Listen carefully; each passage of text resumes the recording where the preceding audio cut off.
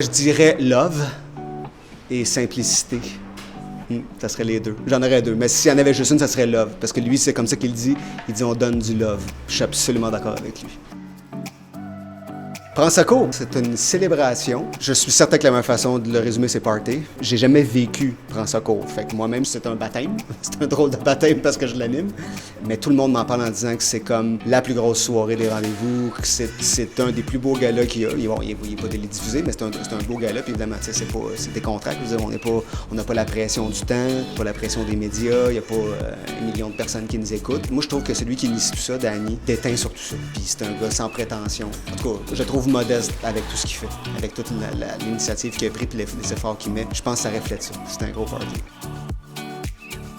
Il m'avait demandé, il y a 3 ans, de présenter un prix, puis je pouvais pas. Mais c'est plus pourquoi, je pense que je montais un show à cette époque-là. Puis là, cette année, il me demande d'animer. Puis c'est drôle parce que, tu sais, je suis arrivé, il m'a dit, je veux juste que tu sois bien simple, que tu sois toi-même. Je dis, OK, parfait, je vais le faire. Puis on s'est rencontrés, genre, il y a 1 semaine et demie. Il me dit, faudrait qu'on bosse. Je parle avec lui pendant 1 heure et demie de cinéma, de sport. Puis je fais, on bosse un peu? Il dit, non, on est en train de bosser, là. Ah ouais, OK, c'est ça, c'est la philosophie d'Annie Lennon. No pressure, pas de cadre, pas d'institution vraiment. Pourtant, ça devient, en fait, malgré lui, une institution. Les gens me parlent de ça sans arrêt depuis qu'ils savent que j'anime ça, tu sais.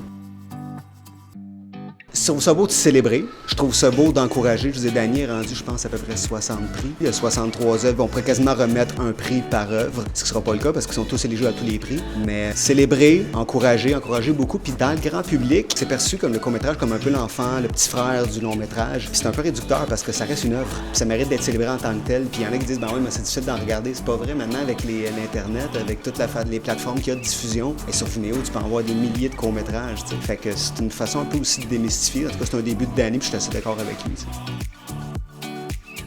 En tout cas, si c'est le cas, il le dira pas, mais je penserais pas. Mais je pense qu'il est fier de pouvoir vraiment dire qu'il encourage. Hey, je pense qu'il est rendu à 250 000 en prix en tout, tu sais. C'est énorme. Puis sa façon de négocier est assez particulière aussi. Je pense qu'il appelle du monde puis il dit « Bon, tu donnes combien? Tu donnes quoi exactement? » Les gens se sentent comme...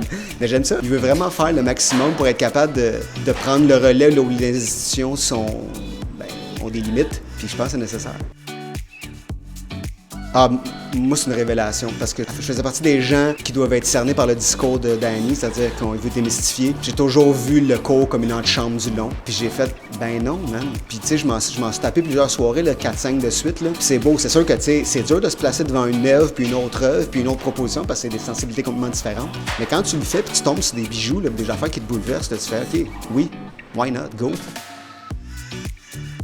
Ce que je trouve vraiment différent entre la forme courte et la forme un peu plus longue, dès que tu tombes dans quelque chose comme le long, c'est que ça prend toujours une période d'acclimatation. Sauf que quand tu tombes dans le court-métrage, souvent tu as 1 journée ou 2 journées. C'est ça le gros défi maintenant avec un vidéoclip, avec un court-métrage, c'est que tu fais, quand je vais m'être acclimaté, ça va être fini. Fait que j'ai besoin vraiment de travailler en amont, puis de poser des questions en amont, puis d'être capable de prendre le pouls rapidement parce que faut vraiment être capable de donner quelque chose de juste, mais la justesse, ça prend du temps. L'expérience raffine le jugement, puis là, la justesse arrive avec plus de jugement, tu sais. Eh boy, maudite bonne question. Je te dirais que non. C'est sûr qu'il y a un décalage. Parce que moi, comme acteur, ce que j'aime beaucoup, c'est quand on me bardasse un peu au niveau du nombre de lignes à dire, de l'input, de l'improvisation, d'une caméra nerveuse, quelque chose de très improvisé, très documentaire, caméra épaule. Puis c'est pas le genre de film qui me bouleverse le plus quand je les vois. Là. Un de mes grands films, pour moi, c'est Laurence d'Arabie. Là. On est loin. On est loin de la caméra nerveuse. J'adore, j'aime beaucoup les westerns aussi. J'aime beaucoup quand la caméra est capable de prendre la pleine mesure de l'espace. Là. Ça, je trouve ça super beau. Puis c'est pas du tout comment je l'apprécie en tant qu'acteur quand je joue dans des trucs.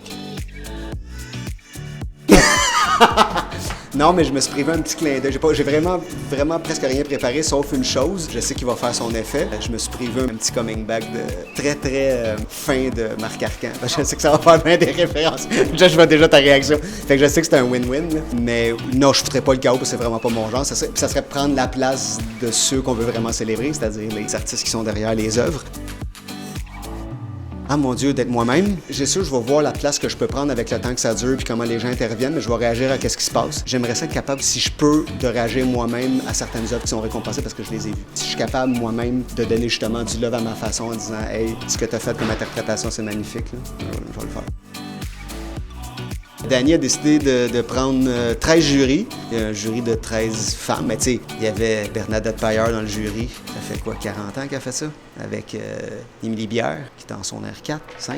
On peut bien dire que c'était un jury de femmes, mais il y avait des différences incroyables à l'intérieur du jury, là. Énormes, puis au niveau des sensibilités aussi, là. Je sais pas s'il a toujours fait ça, 13 jurys, mais hey, 13 jurys, là, il y a eu beaucoup d'échanges assez dynamiques. L'alcool aidant, à un moment donné, il y a eu des petits dérapages, il y a eu des bijoux incroyables. Puis, tu sais, je suis pas d'accord avec tout comment ils ont délibéré, mais écoute, c'est humain, c'est artistique, c'est différent, c'est singulier, c'est l'art, c'est comme ça. Oui, mais oui. En fait, j'ai le goût d'en réaliser, là.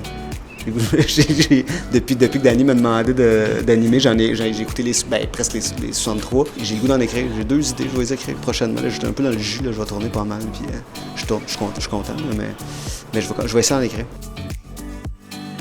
Mon Dieu, maudite bonne question, moi, il posé. S'il me dit non, je sais pas si je vais respecter ça, par exemple. Parce que je trouve que c'est important de dire merci. Même s'il n'aime pas ça, prendre le pas de l'avant-scène, là.